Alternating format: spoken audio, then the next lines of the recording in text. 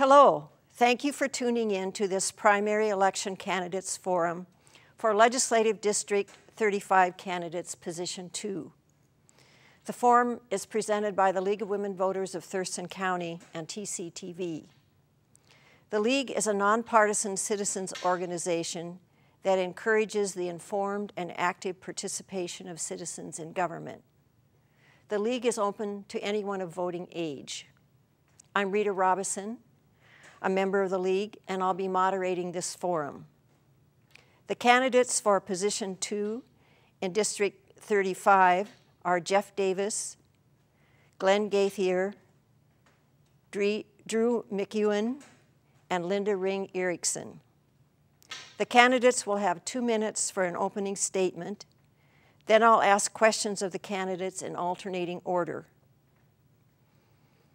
The person asked the question will have 2 minutes for a response, followed by 1 minute from other candidates.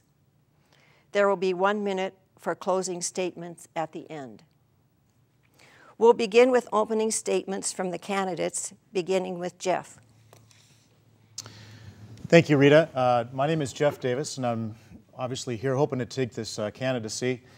And there's several things that I've found out while campaigning in the last several months. Initially, this campaign, and it continues to be a campaign about jobs. People are hurting out there right now, and we need to have all of the opportunities available for the state, Washington state citizens, so that they can have the opportunities to have a good working job, and so that we can all prosper and have healthy communities here.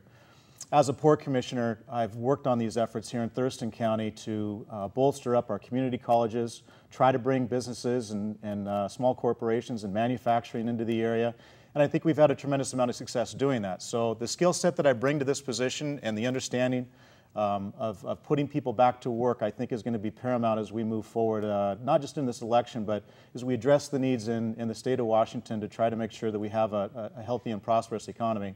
And with that also comes tax revenue that's generated in the local area too. And this, of course, helps our schools, our roads, builds the infrastructure that we need so we can get back on pace to be a world-class, not just country, but state as well.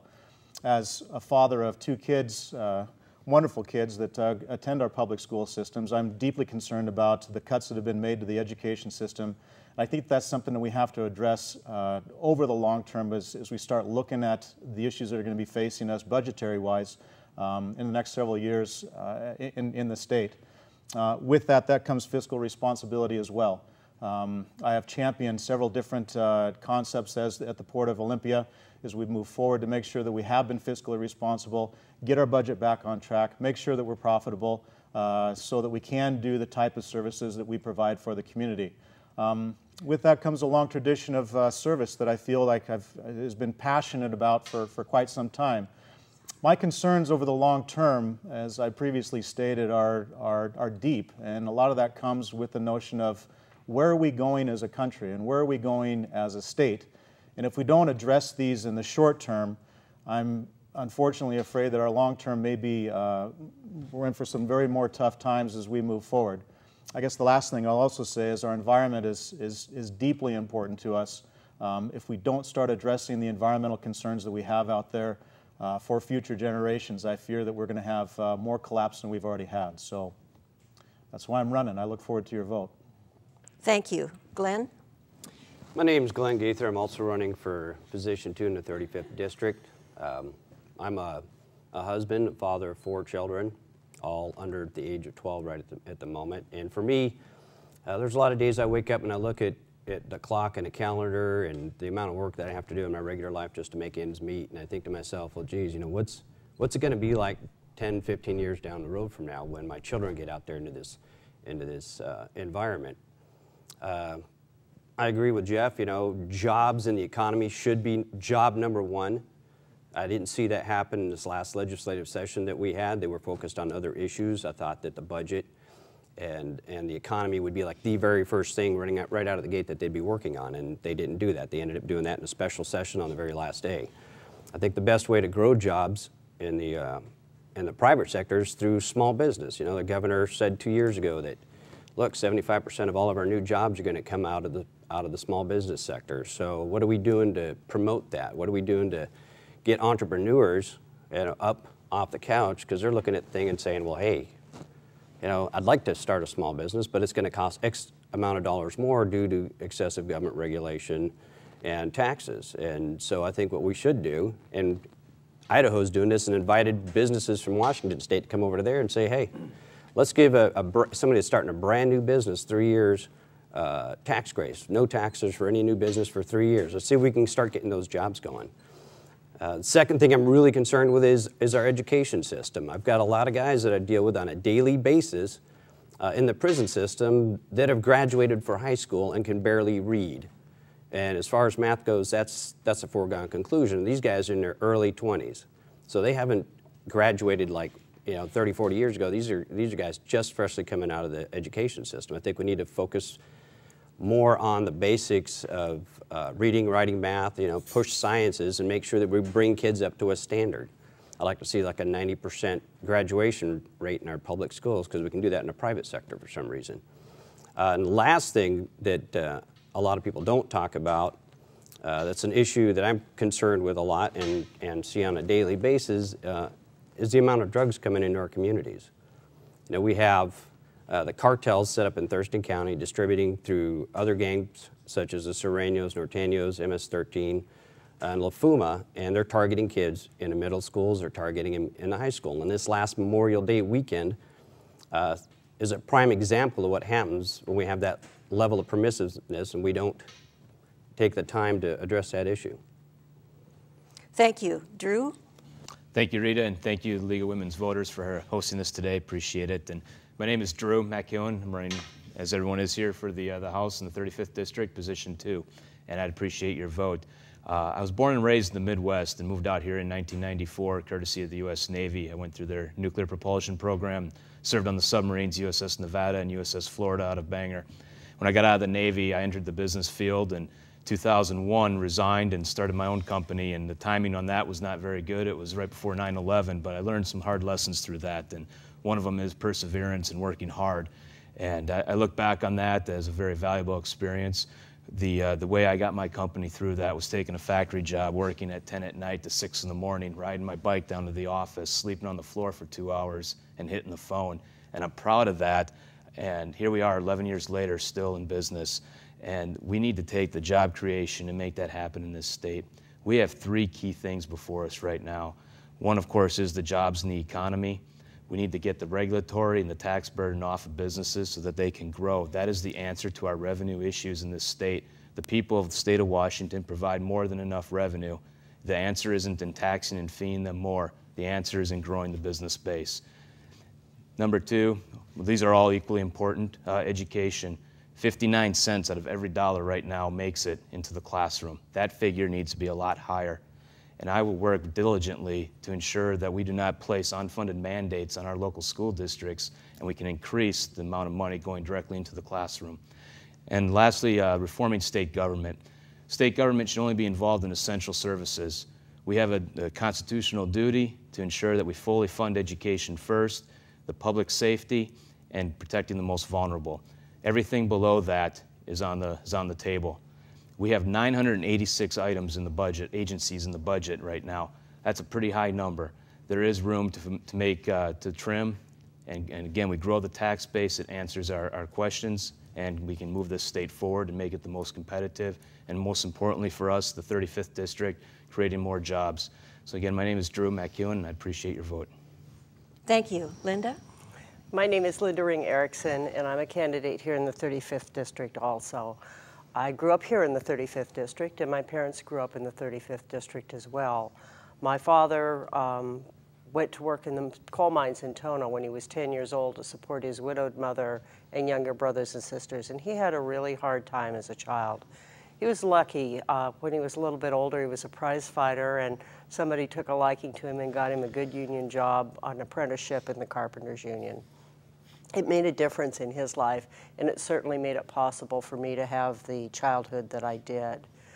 I want for our young people in the 35th District to have to be able to make good choices and have opportunities and not go through the tough times that my father did. Unfortunately, my father died before he could help me get a good job, and I had to struggle as a teenager to make ends meet. I was unemployed and underemployed, and that ended up taking me out of the 35th district for a number of years. I believe that this campaign is about jobs. It's about keeping the jobs we have. It is about attracting new jobs that pay good wages and are companies that want to make an investment in our area, not just come in and leave us with a mess. And I believe it is also about jobs for the future, training our workforce through support for our technical and four-year colleges so that we can attract new businesses in the future. About 75% of all of our new jobs will come from small local businesses that start here. And we need to look at thoughtfully how we help the 35th district do that. We need to protect our natural environment, and we need to work on getting the transportation systems in place to support our new jobs. I thank you. My name is Linda Ring Erickson, and I thank you for your vote. Now we'll start with the questions, and the first one will go to Glenn. Washington State could be facing another $1 billion plus revenue shortfall next biennium. Are you willing to raise revenue? If yes, please explain how. If not, will you be advocating cuts to social service, education, or corrections? Okay, first of all, I'm not a new tax guy. You know, a few years back, we had a budget surplus with fewer taxes, fewer fees, and at a lower cost. So a big part of the thing, and I can see this as a state employee, is that we need to streamline government. We don't need to cut social services necessarily, but we need to look at how to make it a lot more efficient. It is grossly inefficient. State government is not always as transparent and as accountable as it could be. We see things in my job where we're going, oh, geez, why are we spending $3 million to repave a section of the institution when the road's in perfectly good shape? And the answer it comes back is, well, geez, we have to spend that money now, we're going to lose it. You know, let's keep more of the money in the general fund and reprioritize government. Let's look at what's really critical at this time. You know, I think that if we get those jobs going and we get people out there that have a little bit of faith in the economy and a little bit of faith in their future and what's going to happen as far as their income, they're going to start spending money again. That will raise the revenues. Thank you. Drew? Thank you, Rita. I'm adamantly opposed to any new tax or fee. The people of the state of Washington provide more than enough revenue. The issue is not in the revenue that is coming into the state. We can make that larger by increasing the business base and increasing the tax base. The issue is that the legislature has decided that they need to spend more than the people of the state are willing to give. And I will oppose any increase to any tax or fee in this state.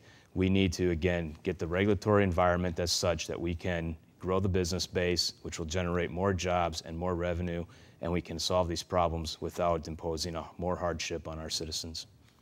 Thank you. Linda? Okay, these are difficult questions. There's no, I don't think, straightforward, simple answer. As a county commissioner in Mason County for the last 7.5 years, we've faced budget shortfalls and had to make both cuts and also look at new revenues.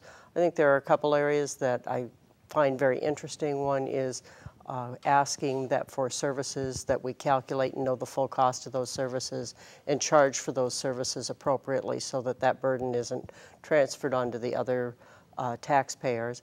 I am willing to look at increased revenue for social services. The impacts of, for example, closing wards at Western State Hospital are huge in terms of the human cost as well as the cost to communities to protect victims and to keep the people that are released from being further victimized. So I think we've got some smart people that have been working on this already. I think that more local control, more local government decisions is an opportunity to look for ways that communities can solve their own problems. And I would support greater revenue flexibility for local government. Thank you. Jeff? Well, I believe the question is one of, are you willing to look at new taxes in the area, released in the state? And the fact of the matter is we've been cutting $10 billion from the budget for the last 8 years. Revenue streams have not increased coming into the general budget. And so when we start addressing issues of social services or at least ways that we enhance our quality of life, I'm greatly concerned about where we're heading in the state. So from my perspective, all revenue streams need to be addressed and at least be put on the table. we can't keep cutting our way out of this budget. All of us know our property values have gone down, and that's had a direct reflection on some of the local communities, which means they've had to go to the state to have that assistance from even our basic services such as fire and police, all the way down to our education system. So it's up to government to have a strong budget. Any person that manages their own household knows that there's only so much you can continue to cut before you have to actually go out there and find another revenue stream. So from my perspective, all options need to be put on the table. All issues as far as revenue streams need to be addressed, and we need to look at that with a sincere concern of how that doesn't just hurt individuals and even corporations, but moreover, what are we doing if we don't to protect the citizens of the community? Thank you. Thank you. Okay, with our next question, we'll start with Drew. All-day kindergarten failed to pass the legislature in the last session. Would you vote for all-day kindergarten in the next session? Why or why not? Again, looking at our state constitution and our mandate to fully fund K-12 education, that's an easy answer, and that's yes. Our society has changed. We are teaching 21st century kids using 20th century methods with a 19th century funding model. We need to change that system. It's not going to happen overnight. I do favor all-day kindergarten, and as part of the K-12 constitutional mandate, and we'll work to do that. And we can do that without compromising other areas in education. Again, I'd go back to 59 cents out of every dollar actually makes it to the classroom. We can increase that figure, and I think all-day kindergarten is an important part of that. It gives them the essential tools to have the foundation, to have a high-quality education for the next 12 years. And I'd rather see us concentrate on making them ready throughout that entire time than compromising somewhere else, so yes. Thank you. I support all-day kindergarten, and I would vote for all-day kindergarten. Educational research strongly indicates that children do better when they have early access to appropriate education, and we're losing out. Our kids are not doing as well as kids in other parts of the United States, nor are they doing as well as children in other parts of the world, and part of that has to do with the fact that we need to get early childhood education. We need to support it. We need to strengthen it and back it with the research that's been available for a long time. It's going to take a commitment. I don't know that there is enough money around to necessarily fund all the things we'd like to fund right now, but you know what? Education is the most important thing, and we're going to be attracting new jobs and become a workplace of the future if we do a proper job of educating our children. Thank you. Jeff? Yes, short answer is yes. I do favor funding pre-K all-day kindergarten. The caveat to that is, though, there has to be an education element to it. It's not just one to where it's a place for a playground. All studies show that children before kindergarten that have that early education element to it do succeed better through our K through 12 programs. So instituting something like that is not just beneficial to the students, but the backstory to that also is it also frees up the individual mothers that are trying to go out there and go to work. So many people that I meet at the door, and I think that this is a problem that's prevalent today, is they can pay for a child to have kindergarten, but then it's offsetting the cost of going to work, and sometimes it's actually less than going to work. So in other words, they can go to work, but they would be paying more to have that kindergarten activity for somebody to watch their children. We have to address that if we're going to get our economy back on track. Again, it's how do we generate dollars in the local area, and that's going to be done by putting people to work, number one. And number two, how do we address the issue of having a qualified education as we move forward and have students ready and able to enter educations for the much needed future that we have. So yes, I would, Rita. Thank you. Thank you. Okay, our next question will start with Linda. Didn't get to answer it. Oh, sorry. Hello, everybody. I was just sitting here looking at my water thinking, wow, this is...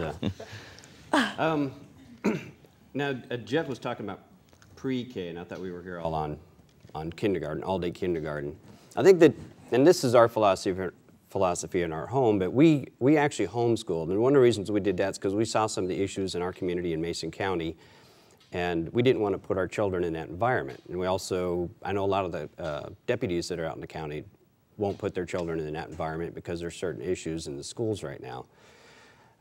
Children at a really young age, I think, need to spend a little bit more time with their parents than being away from the home all the time.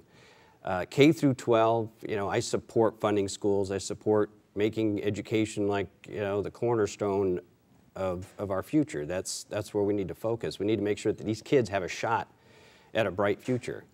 When I was younger, I'm not sure about Drew, but Linda and Jeff are probably in the same ballpark there. You know, we didn't have all-day kindergarten, but we managed to do quite well, and we had a lot higher graduation rate.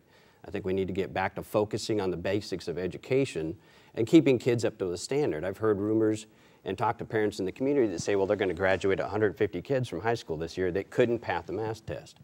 And I'm wondering, why would we do that? Well, I think part of the reason is that they're trying to push them forward. They're trying to get the graduation numbers up there so they can continue to get federal funding.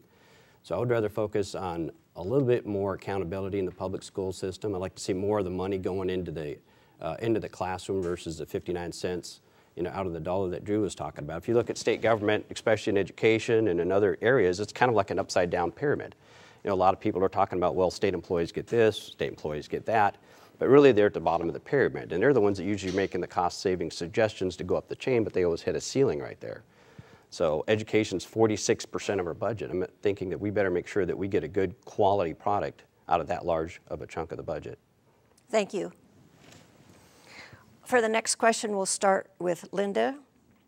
What is your position on the possible transport of as much as 150 tons of coal a year through the state of Washington by rail for shipment to Asia from ports on our coast? I've been trying to catch up to that one. That was one that I was not as aware of when this campaign started. And as we all know, campaigns evolve and you get new questions.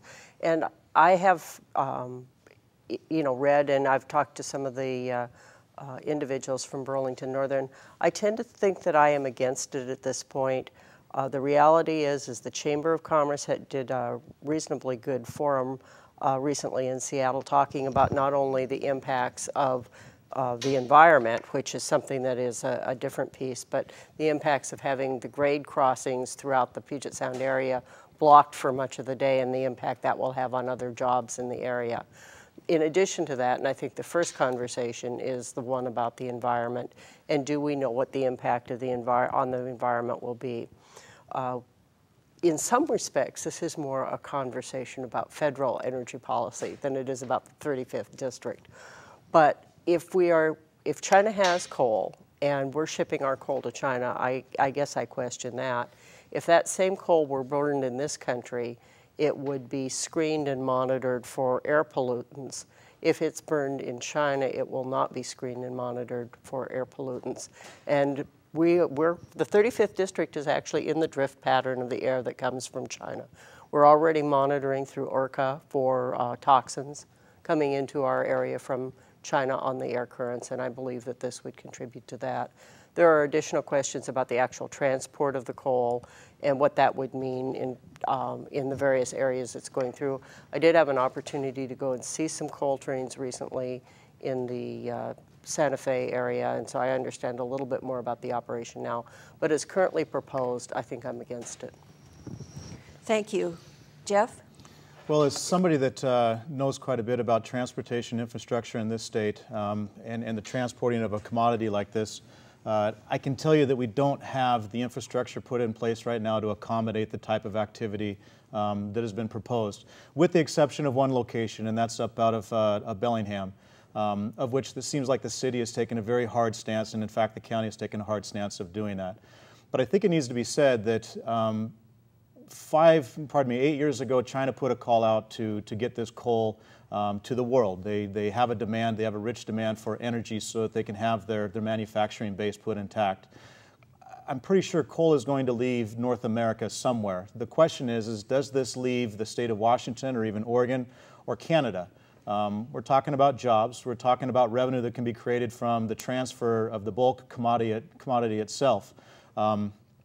Having said that, the environmental impact that could be wreaked on the whole world needs to be addressed. So as I go back and I address the issue of transportation infrastructure that this state would have to do in order to make that coal leave, that's going to be a question that is a legislative one, quite frankly, and one that I really look forward to address as we seriously look at the concerns on a worldwide basis and what impact that's going to leave, not just for us in the near term, but also over the short term. So there's some tough decisions that need to be made on this, and I look forward to looking at this question deeper as we move forward in the process. Thank you. Glenn? Energy right now is big business. And I believe, if I remember right, 40% of our own energy comes from the burning of clean coal.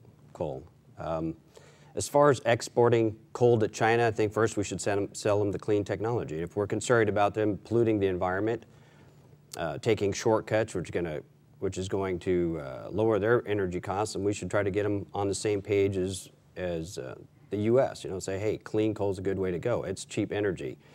A big part of business and a big part of the cost to families at home right now is the high cost of energy. We had a president in the White House that said, you know what? He's going to make fuel and energy cost prohibitive, and it is impacting incomes and families in a really negative way. More money's going to fuel and electricity and coming off the grocery table. So I do support shipping coal to China. It's going to create jobs in the railroad industry, in the coal fields, at our ports, and you know, at the same time, we can talk to China about turning to a more efficient form of coal plant. Thank you. Drew? Thank you. I agree there are some federal issues that the federal government's going to need to weigh out, and when that's done, we as a state will look at where we're at, and I'll say that if the federal government, if this is going to move forward, and that is going to be an allowed export, and it is right now, but if we're not going to have other barriers that are there, then we as a state, if we decide, no, we're not going to allow that through our state, we're turning down jobs in this state. And I think that working with responsible companies, we can find the way to do this without impacting the environment in a negative manner. We're all for the environment. How can you be against it? So we need to work and find those right solutions. And our ports are facing serious issues right now with the widening of the Panama Canal, and railways are an excellent way to move cargo efficiently and with minimal impact to the environment. So I'm in favor of looking at this in a way that we can make it work. Thank you. Okay, for our next question, we'll start with Jeff. In the next legislative session, do you see additional changes to public employee pay and benefits as necessary? For what changes would you advocate and why?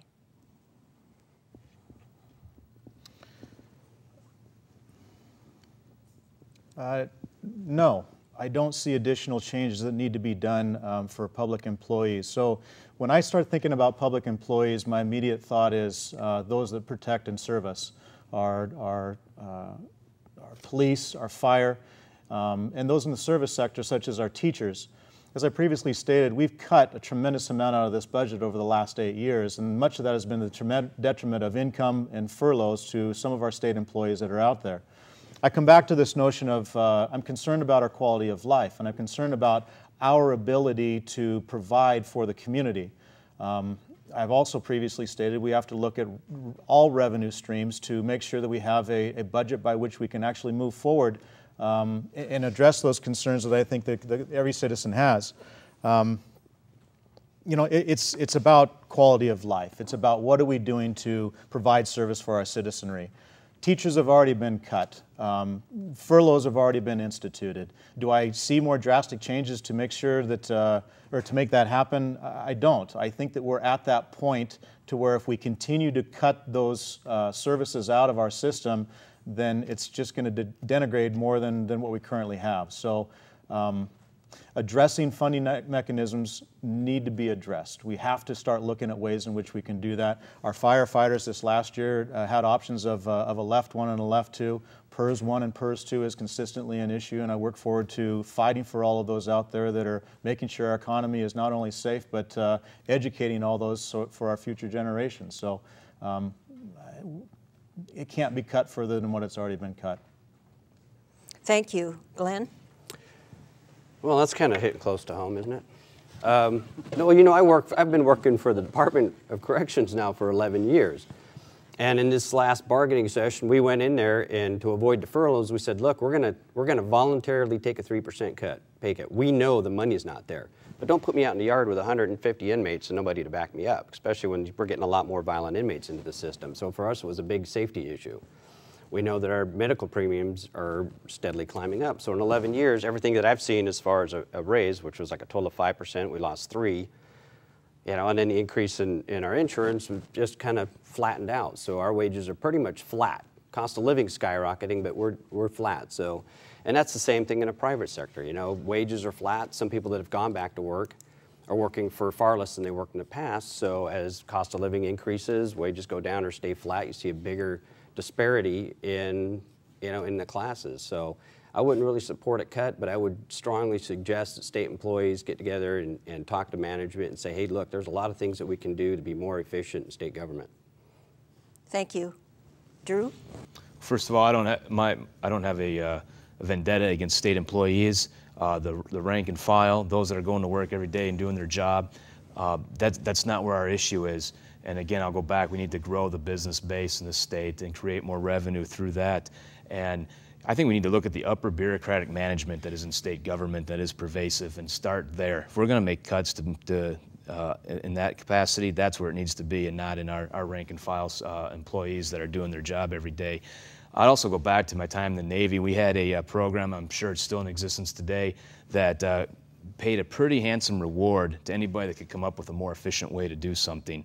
And if that's saved in that program, I believe, if my memory is correct, you got a 30% cut, a 30% paycheck of cost savings. So if you found a program that saved the Navy $1 million, regardless of your rank, you were looking at a pretty healthy bonus for having done that. And looking at programs like that within the state and incentivizing our workers to find cost-effective ways to do it, I think is part of the solution. Thank you. Linda? And I think your question was about the state, not so much about local government. As a retired police officer, I know what it's like on the local level to work with not enough people.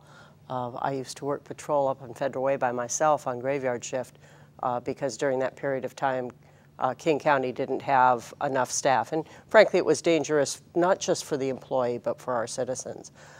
When we're talking about the state, I would hope that we would be towards the end of some really bad times. Now, we've gone through a catastrophic series of economic events that I don't think were particularly anticipated. And hopefully we're at a point where we're through the layoff cycle, we can take a breath, we can look for efficiencies, we can look for better ways to do business, but we can do that with a way of ensuring that our public employees continue to get a good package of wages and benefits.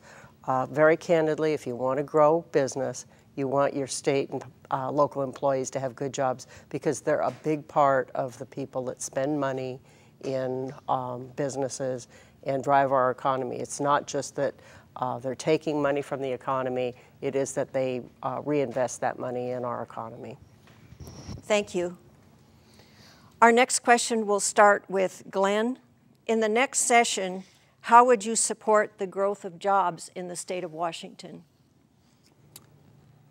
I would look at sponsoring some bills that would target small business owners. You know, I think we need to streamline the B&O tax. I think that those small business owners should have a right to deductions as far as the cost of running their business, their employees, the products that they keep on their shelves if they're that type of business. Also, like I said before, I'd like to see an offer made by the state that says, hey, you know what, we need jobs in this state and we need people that are going to hire employees and put them to work. I'd like to see them say, we're going to give you a 3-year break from taxes. We're going to let you start out with a free and clean slate. You're not going to have to worry about paying taxes for 3 years, which is usually the critical time for any new business to get up and running, and then give them a head start. You know, encourage the entrepreneur out there. Try to cut some of the regulation and red tape. Thank you. Drew? Again, I go back to let's get the regulatory environment to be less on the backs of small business and allow them to grow and hire. They represent the majority of the workforce in this country, and we need to get government out of the way and allow them to grow. And I'm not, looking at the B&O tax as a business owner. I've come to understand that it's beneficial to some industries and it's horrible for other industries, and we do need to address that. And I'd like to see a program similar to what Glenn was saying, that have a 2-3 year period that as a startup company, you're exempt from the B&O tax if you're operating at a loss, and give those companies time to get going and get their feet on the ground and produce. Thank you. Linda? I think there are both short and long-term strategies that we want to look at in the legislature. About 75% of the new jobs do come from small business, and we need to look at projects and programs. I think we've seen some good local projects from the economic development councils working with our trade and technical institutions to encourage and support business planning for small businesses, really funding some of that properly and getting that going. I think the other critical part of what we're going to be in the future is how we address education. If we make educational excellence our #1 priority and are able to understand and track what is happening in the job market, we can train our students to be the best thing Washington State's got going in terms of attracting jobs of the future. Thank you. Jeff? Well, all of us have laid out a pretty good idea as far as how to bring and promote jobs in the area. Again, I've had some experience in this over the last 3 years.